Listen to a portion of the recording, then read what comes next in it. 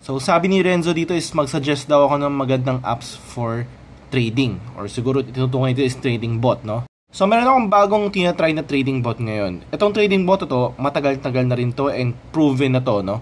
Legit na legit to. May vouch pa to ng mga centralized exchanges katulad ng OKX. And so far sa mga nakikita ko nagre-review, wala silang problema, no? Profitable sila. Hindi ganun kalaki, depende sa puhunan, pero positive lagi yung PNL nila. Or yung, kumbaga kumikita sila. Papakita ko sa inyo yung sample kung paano nag-work yung trading bot para makita nyo na talagang legit na merong nangyayaring trading, no? Hindi katulad ng isa. So ito yung trading bot. As you can see, meron akong around 538 or 537 na balance. And ito yung mga naka-open position niya. Ito yan. Ito yung, so far, nag-profit na ako ng maliit lang, no? 0.1 sa ngayon. Kasi kaya na lang ako nag-start mag-copy trading.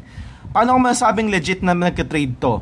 So ito, kinoconnect to sa mga exchanges via API. So mapapansin mo, lipat tayo sa OKX ko, lahat yan open position. Sino nagbukas ng position? Yung trading bot ang nag-open ng position, hindi ako. Ito sa Telegram channel ko, meron daw 100% win rate sa 25 close position. Meron naman dito from 50 USDT daw, nag-earn na daw siyang 17 USDT. Dito naman sa taas, nag-earn siya ng $17 in a span of maybe 2-3 weeks. Again, hindi siya ganun kabilis, pero makikita mo na proven na profitable yung bot.